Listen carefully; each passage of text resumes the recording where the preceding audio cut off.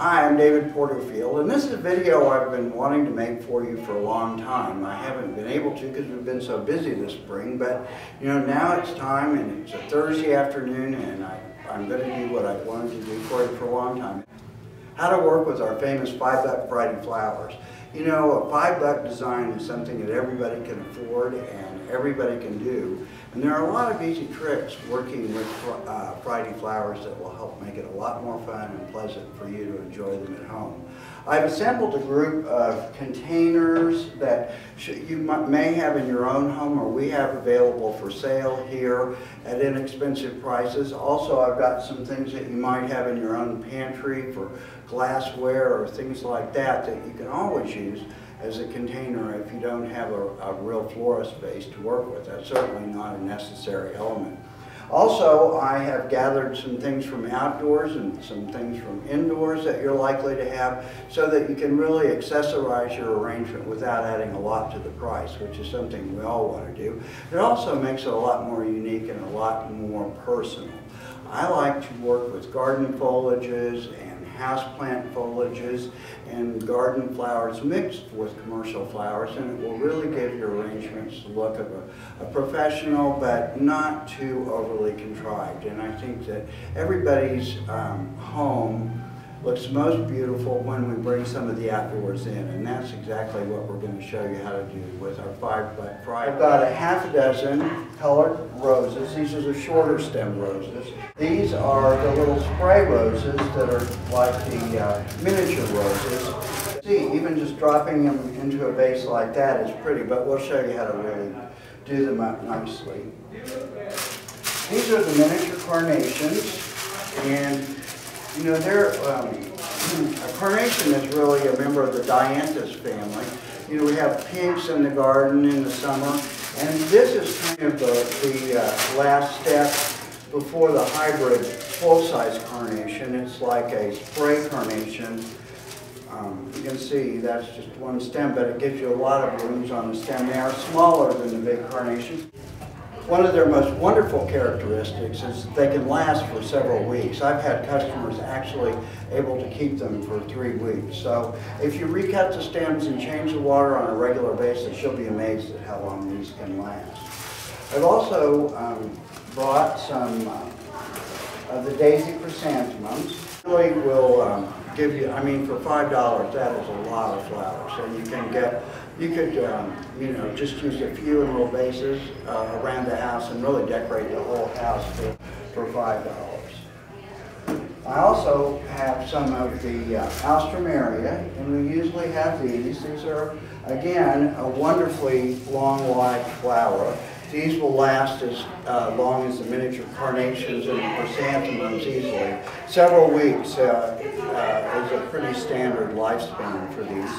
As long as you care for them properly. You don't want to put them in the sunlight, you don't want them near a heat source, you don't want them in a draft. But other than that, if you can keep them in a relatively low light and cooler part of the house, they will last for a long, long time.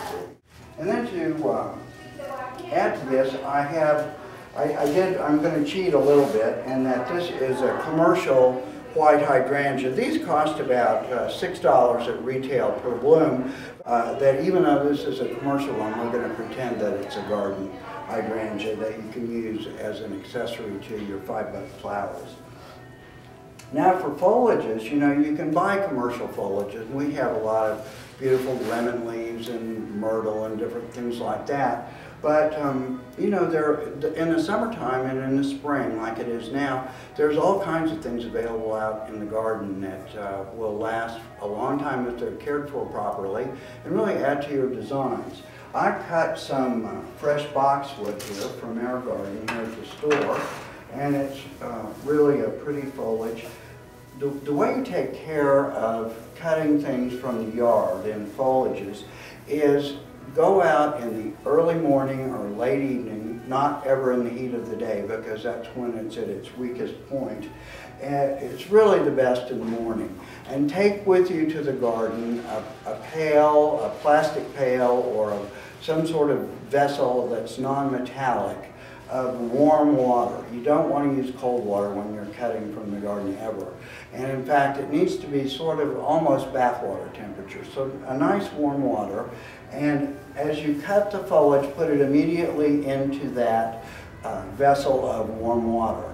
When you get it back into the house, then what you can do is prepare another vessel of warm water and take the foliage out of this and clean the bottom of it where it's going to be under the water line.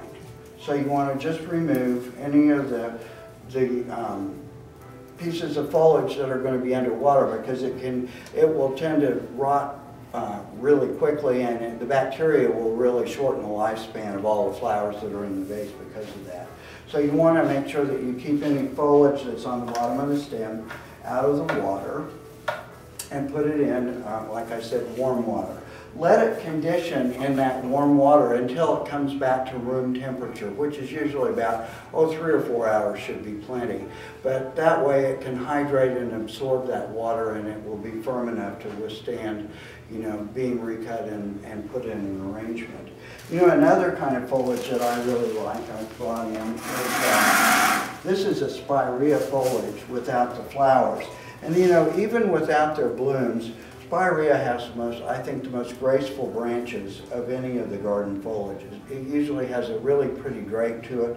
It's a real substantial greenery, in that you can hardly get it to wilt. It really does hold up well. So and you don't even have to cut it. You can break it. Just break off the stem and put it in warm water, and it will last for you for a long while.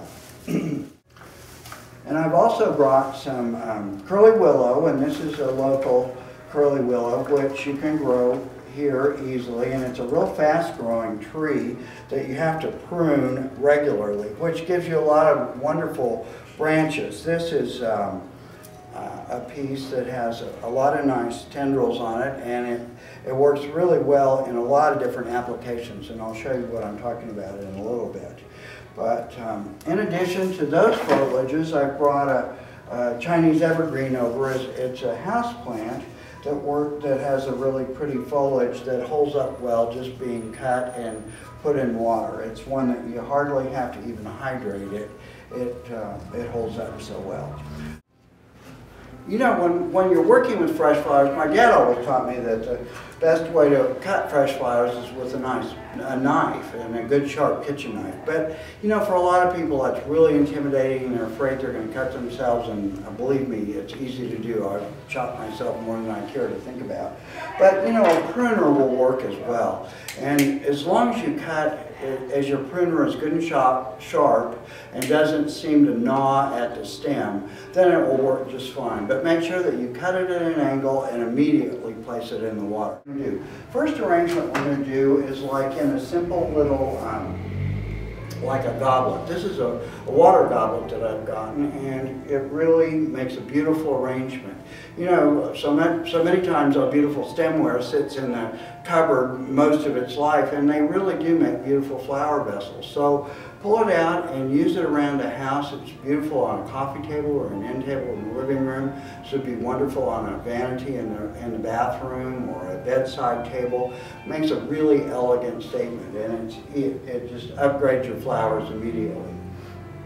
And for this one, what I'm going to do is do like a little tied arrangement that would be really easy for you. And I'm going to use the little spray roses, the little miniature roses. And each stem has a different amount of blooms on it. So they're going to be assorted colors. This week, they aren't always assorted, but they were this week. So we're just going to use them as they came in.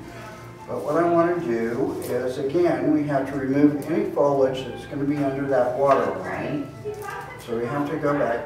And now some of these have longer laterals, see, that are going to be lower than they need to be, so we're going to cut those off. When I say laterals, I mean the side flower like that, and like that. So what we're going to do is kind of in our hand arrange it to make a pretty statement like that.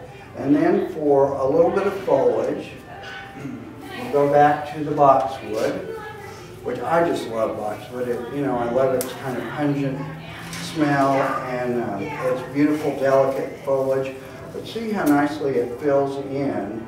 So we're just going to take little bits of it and incorporate it into the arrangement by just tucking it in between the blooms. So we're going to just remove some of this on this side. Don't have to take too much out of it. Just like that.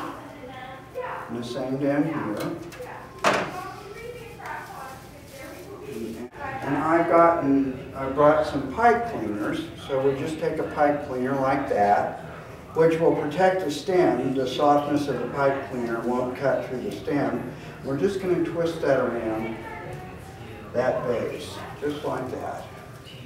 And then, with the vase, what we'll do is take this pretty goblet and put a little bit of water. The water should have been pre-mixed with the preservative in the water that you're putting in the vase. We always give you a packet of Floral Life or floral preservative to go with your fried flowers. So make sure that you mix it according to the instructions and use it to feed your flowers in their vase. And then this piece, what we're going to do is this pretty Chinese evergreen or aglaonema plant. We're going to take it and cut a couple of the leaves. And you know, if you don't have a tropical plant like this in your house, it's all right. You just don't need. This is just a little accent that helps. You can take it and see, just wrap it around like that. And what this will do is cover the stems within the base, and it makes a real easy, pretty little accessory in the water. And now, just before you put it in, what I always do is hold it up like that. That will show you how long the stems need to be. So we just take them like this and then trim them with the pruner, just like that. And then just drop it in.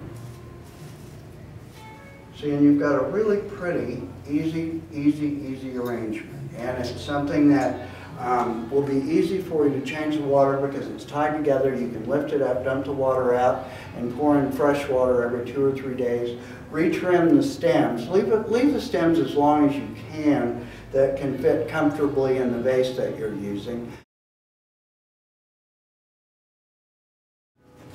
You know, the next arrangement we're going to do is using longer stemmed flowers, and something that you can do that would be more appropriate, you know, for maybe a console or an entry table or a sofa table, something that way.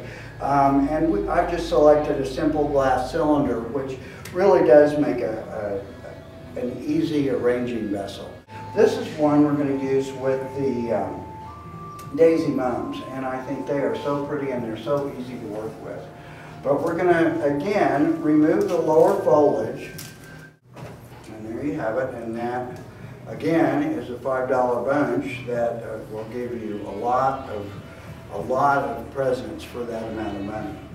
Now, what we're going to do with this is kind of make our own frog in the water, and to do that, we're going to use the curly willow, which is the branch that I showed you a bit ago. And it really is a fun foliage, or a fun branch to use in this way. It will go under the water line, and I'll show you. Make sure it's fresh and green. If it's a dried, older branch, this won't work. It'll be too brittle. But what I do is just wrap it around my fist, just like that, and make loops of it. And then stick it into the vase. And what that will do is hold the flowers in place for you. You'll be surprised at how well that works. So we're just going to go ahead and put it like this.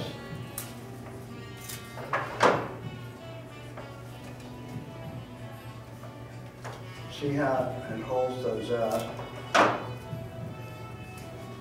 And you want to come, after you get the first two are going to be the tallest, to give you a variety of stem lengths to make the arrangement more interesting.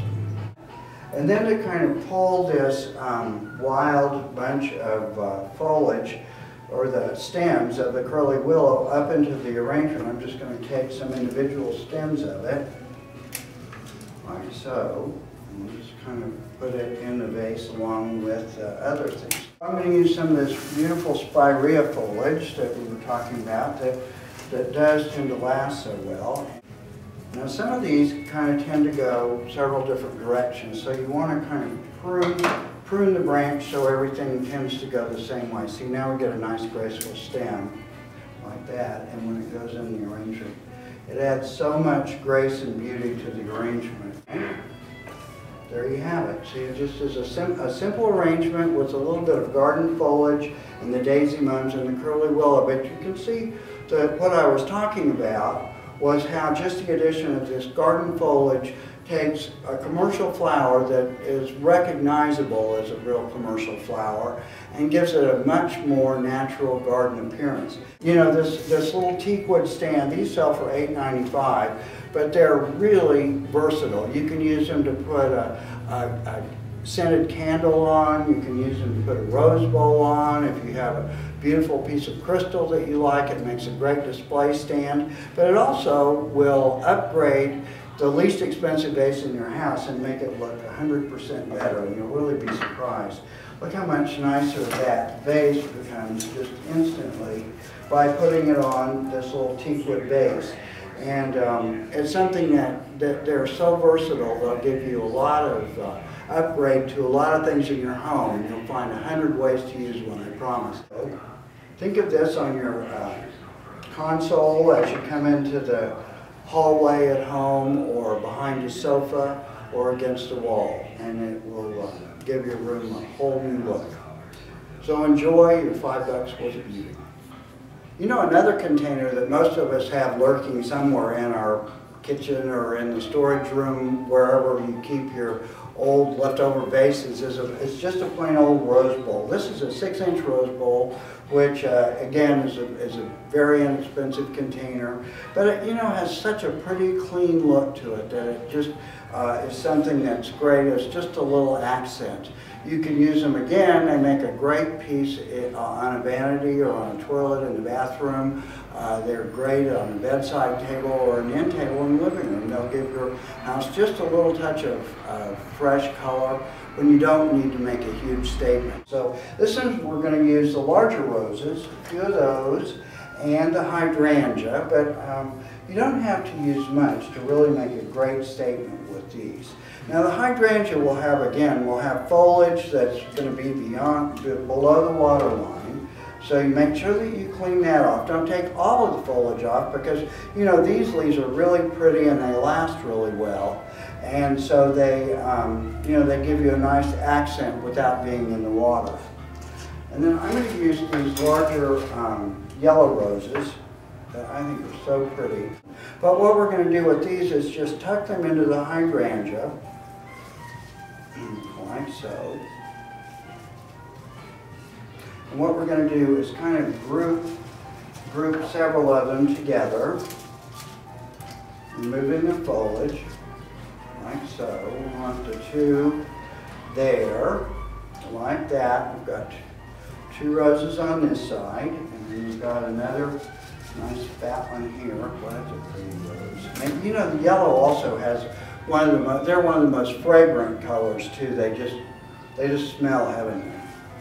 So we're going to do 1 there, and 2 here, and then we can do, actually what we're going to do is 1 here, and then we'll do 3 over here, like that, and 1 back here.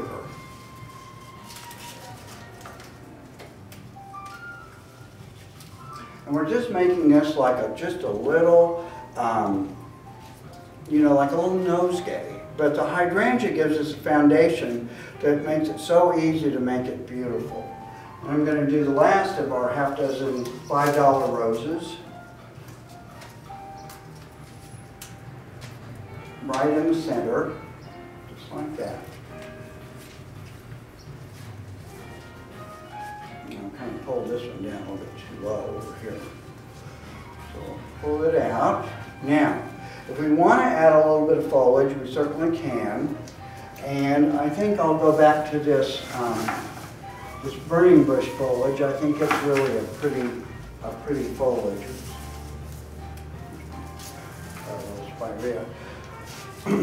But this burning bush foliage really is nice. It has graceful leaves and stems, and it's, like I said, it's another foliage it's easy to work with. So what we're going to do is just pull off these shoots like this, and just tuck them just around the bottom. I don't want them in between the roses. We're just going to do just a little collar of foliage around the base.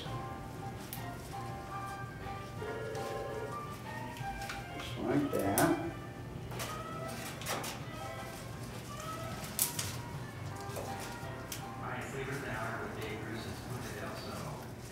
Just like so. One more over here.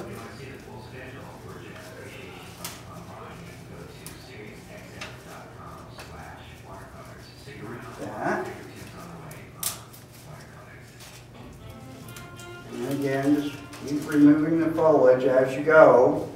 And you can see that you've got a wonderful little nosegay that's going to be easy to design, easy to incorporate into a vase. But what we need to do now, I'm going to wrap this one just because I have florist wire here. You could use the pipe cleaners if you have them, or just a little piece of wire, or even tie it with a piece of curling ribbon. You know, that curling ribbon is good and strong, so if you can manage to tie it together with that, that would work as well. But what I've done is taken this wire and twisted it together this way, not too tight because we don't want to cut the stems or cut off the water supply by just cinching it too tightly. So what I'm going to do is just kind of wrap this around this wire like that. And now we've got it secured, and then we'll just hold the rose arrangement to see how long we need to make it. Now it looks to me like we need to cut it about right in here. What we'll do.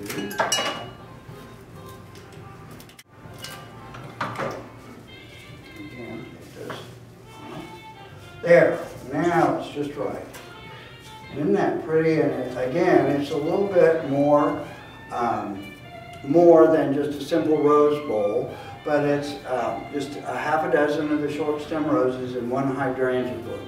Now, if you had to buy these flowers, you'd have about $11.50 at retail in this little hydrangea and the 6 roses. So enjoy and serve it to your guests. You know, this is going to be the easiest one of all because I just want to show you.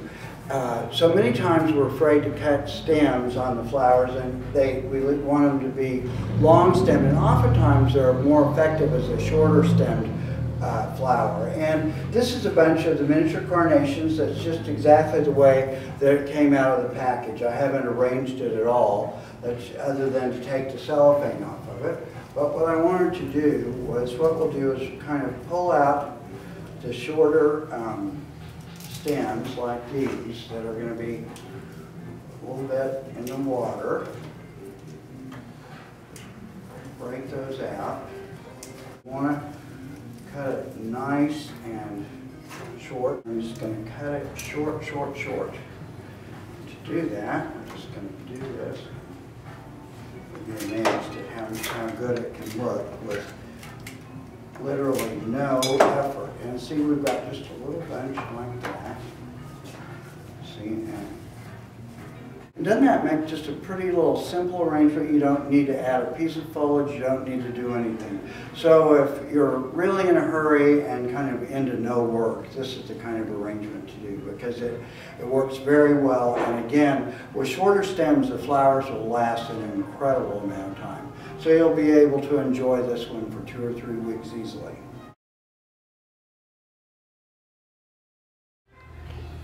For this arrangement, we're going to kind of go back in time a little bit and use kind of an old-fashioned flower arranging tool, which is known as a pin frog. You know, my dad used to work with these when he was in the florist business back in the 40s and 50s. But what it is, it's a metal disc that's weighted and quite heavy, and out of this disc stand little needles, and those needles will hold a flower in place when you push them onto the needles. So I'll show you how that works. They are still available. They are fairly expensive. I think one this size is probably usually $7 or $8, if not a little bit more. But they're something that you can reuse again and again, so they're definitely worth the investment. You know, where these come in really handy is when you're doing like a flat bowl arrangement, something like this, and you want something that has a more stylized, maybe an Asian sort of feel to it. And the pin frog will really help you attain that look. And they're easy to work with, and I'll show you. They're easy to work with, and they also hold the flowers securely in place. So you just put the frog in the bottom of the bowl like that. Again, add a little bit of water that's been mixed with the preservative. Now in a low arrangement like this, it's in a relatively flat bowl. You don't want to get a whole lot of water in it or it will spill over. So you want to just put a little bit. And another thing you want to remember is not to get your arrangement too tall or it'll become top heavy really quickly. So what we're going to do to anchor this arrangement down a little bit is start with some of the lower flowers and then add the taller ones later so that the weight will remain proportionate and it won't want to fall over. These are spider mums, and these again are Friday flowers that just came in this week. And a spider mum comes in with this little hairnet over it.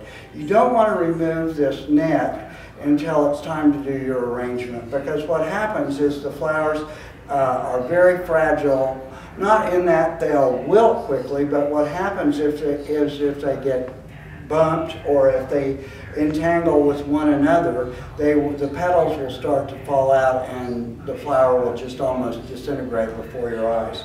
So we're going to leave the hairnet sort of in place while we do the arrangement.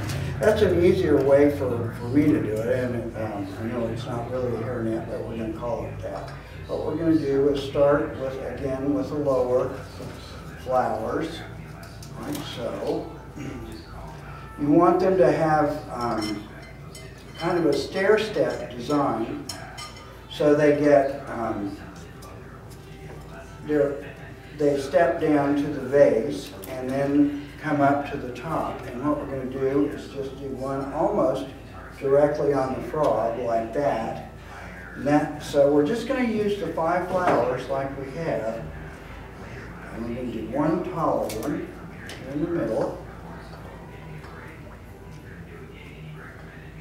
So, and then we've got room for one more short one over here, just like that.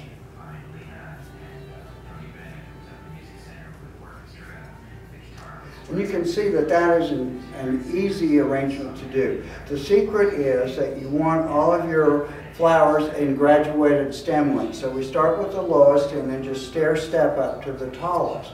You can also, add like a stem of really fine pampas grass if you wanted to have a little play up high, or maybe another piece of the curly willow like we've used. But this, this is plenty just in its simple state like this.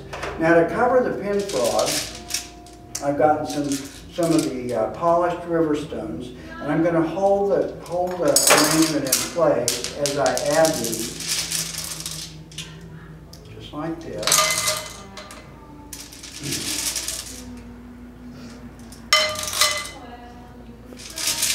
Just like so. And what happens is the weight of the rock also helps anchor the pin frog. So your arrangement is kind of doubly secure. It's not going to go anywhere now. But see, I've left all these, the little nets over the flowers so that they're protected through the arranging process and you don't have to worry about them falling apart. Now we've got that, and then we go back and gently remove the little nets, like so. You have to hold the stem gently in place. These will open more as they come to room temperature. These just came out of the refrigerator.